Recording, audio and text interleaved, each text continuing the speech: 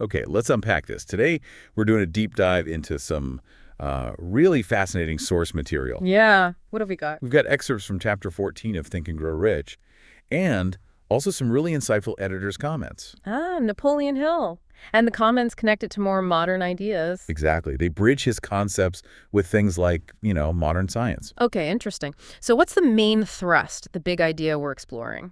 Well, our mission here is to look at this powerful, maybe kind of unexpected idea about the human brain. Go on. That it might be much more than just like a processor for what we see and hear. Okay. The idea is, what if it's also a system capable of broadcasting and receiving thoughts? Broadcasting and receiving. Yeah, tapping into knowledge, potentially, Yeah. from sources way beyond our physical senses. Wow. Okay. That definitely flips the script on how we usually think about, well, thinking. It really does.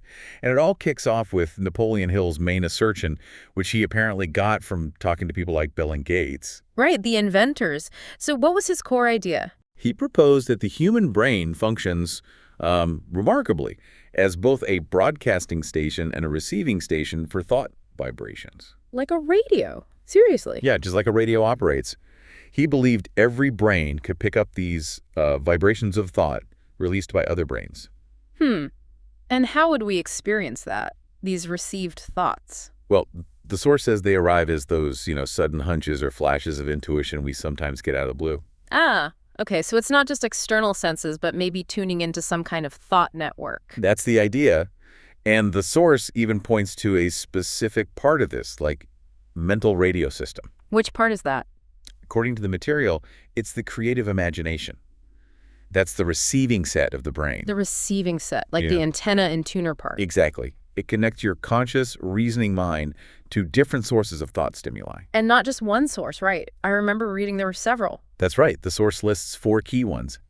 You've got thoughts coming consciously from other people. Okay, like in a conversation. Right. Then thoughts from your own subconscious mind. Makes sense. Accessing your own memories and stuff. Then thoughts coming subconsciously from other people. Ooh, okay. That's getting more interesting. Less direct. And finally, this really fascinating one Hill calls infinite intelligence. Infinite intelligence. Yeah, we definitely need to circle back to that one. So, okay, creative imagination is the receiver. What's the transmitter? The subconscious mind. In this model, that's the sending station. Right, the subconscious. It broadcasts your thought vibrations out. Precisely. Yeah. And the method described for sort of operating this sending station, for getting your thoughts out there powerfully. Let me guess. Autosuggestion. You got it. Autosuggestion is the medium you use to operate this sending station. Which sounds simple, but it's really about programming your subconscious, isn't it? Right. Focusing with intense feeling, visualizing. Exactly. It's not just wishful thinking. The source implies you're actively imprinting a pattern onto that sending station with emotion and repetition. And the subconscious itself, Hill describes it as having that dual role, doesn't he? He does. It's both the storehouse for all your information and experiences. Right, your personal database. And it's also supposedly your connection point to this infinite intelligence. Okay. Now, there's something that boosts this whole system, right? Something that really amps up the broadcasting and receiving. Yes, and this is crucial in the model. That element is emotion. Emotion. Strong emotion, positive or negative. Both, apparently. Yeah. Whether it's positive, like intense desire or faith, or even strong negative emotions, the Course says it steps up the mind's vibration rate. Steps it up, like increases the frequency or intensity. Something like that. And when that happens, there are 2 key results. Okay, what are they? First, a mind vibrating at this higher rate becomes much more receptive to thoughts coming from outside sources. So the receiver gets more sensitive. You can pick up fainter signals like those hunches. Exactly. And the second result. Let's see, it must affect the sending too. Right. That heightened emotional energy gives your own thoughts the necessary emotional feeling for them to be picked up and acted upon by your own subconscious. So emotion powers up the message you're sending into your subconscious for broadcast. Precisely. It enhances both sending and receiving. So using the radio analogy, the creative imagination and subconscious are the station components, and emotion is like the power source, boosting the signal strength and the receiver's sensitivity. That's a really good way to put it.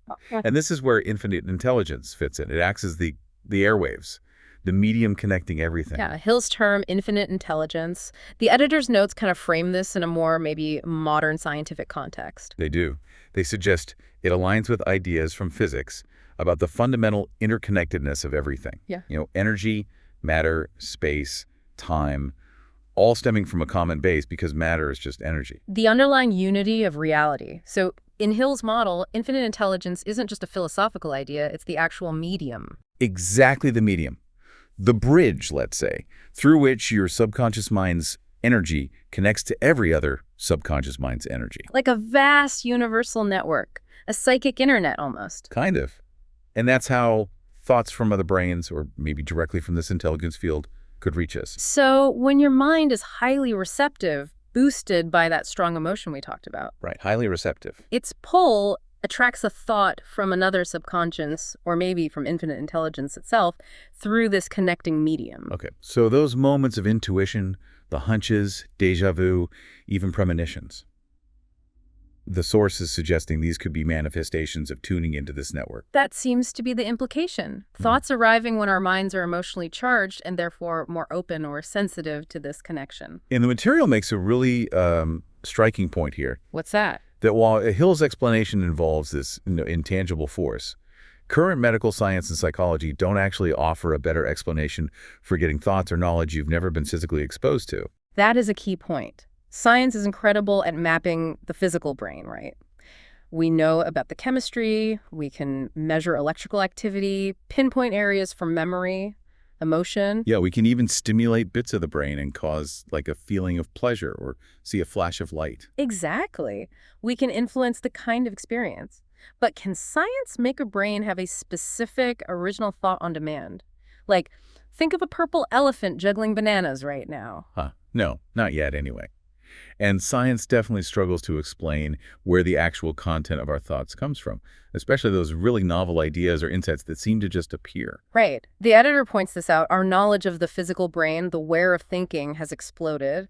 But the how of thought creation, or how thoughts might travel between minds without physical signals, that's still largely uncharted territory. So for that specific phenomenon, intuition about things unknown, Hill's model, while maybe sounding strange, isn't necessarily contradicted by a better scientific theory yet. Pretty much. Science hasn't offered a replacement explanation for that specific kind of experience. And this ties into Hill's whole argument about not dismissing intangible forces just because we can't, put them under a microscope. Yeah, he argues we rely way too much on just our 5 physical senses. He gives examples, doesn't he? Like powerful forces we accept but don't fully grasped. Right, like the sheer force in ocean waves, gravity holding us to the planet, electricity, thunderstorms, even the intelligence or force in the soil that grows our food. Things that are undeniably real and powerful, but still hold mysteries. And he says thought itself might be the greatest and least understood intangible force. He connects us to the brain's complexity too, right? The sheer number of connections. Yeah, billions of nerve cells arranged in these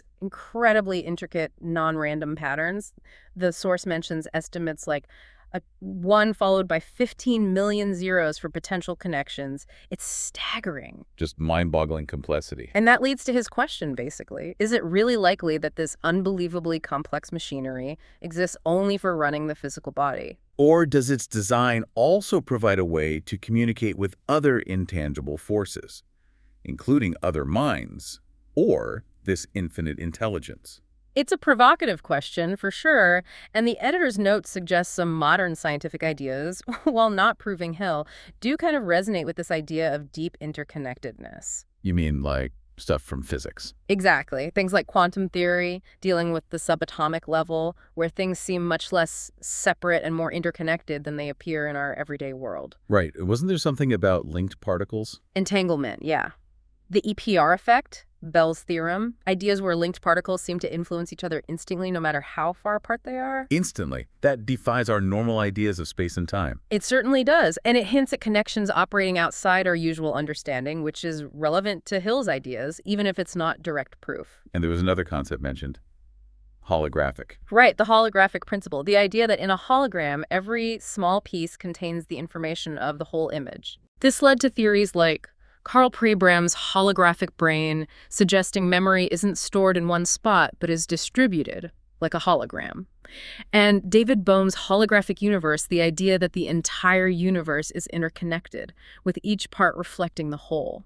Wow, so these really advanced physics concepts, looking at the fundamental nature of reality, seem to echo Hill's core idea of everything being connected in unseen ways. They lend support to the possibility of deeper connections, yeah. It's like the sources analogy, seeing just wiggling fingers through holes in a wall versus understanding there's a connected hand behind it you can't see. Right. Science hasn't shown us the hand for thought transmission, but the experiences, the wiggling fingers, persist. And we've all had those moments, haven't we? That weird hunch about someone that turns out right, or a premonition, or just feeling something about a distant loved one. Yeah, how does that information get to us? It doesn't seem to use phones or email. Exactly. And the source notes that other thinkers have different names for this underlying connection. Carl Jung called it the collective unconscious or universal subconscious. Others talk about a totally unified theory, the great first cause, universal mind, or, simply God. So Hill's term, infinite intelligence, is just one label for this potentially universal phenomenon. And presented as a practical one. His goal wasn't just philosophy, it was to give people tools they could use to tap into these forces and achieve things. Makes sense. And there have been scientific attempts to study this stuff more formally, right? The source mentions that New York Times editorial. It does, yeah. Pointing to the work of Dr. J.B. Rhine and his team at Duke University, starting way back in the 1920s. What did they do? They were pioneers in applying strict scientific methods to study things like telepathy, clairvoyance, prophetic dreams, premonitions, what they started calling psychic phenomena. Okay, so trying to bring it into the lab. Right. Rhine actually coined the term ESP, extrasensory perception, and helped establish parapsychology as a field. Their research, while maybe controversial to some, is considered foundational and supports the idea that these extrasensory modes of perception might actually exist. So it's not entirely outside the realm of scientific inquiry, even if it's on the fringes. Exactly. And Hill himself, he wasn't just theorizing, he apparently applied these ideas very practically. How so? Through his mastermind group concept, he and his associates would literally sit around a conference table and deliberately try to blend three minds into one to solve client problems. Blend minds, how did that work? The procedure sounds pretty simple.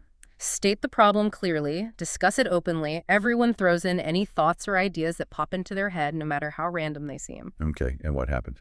Well, the source describes this strange thing that the process often seemed to put them in communication with unknown sources of knowledge, definitely outside their own experience. Wow. So ideas or solutions emerged that none of them individually knew beforehand. That's the claim.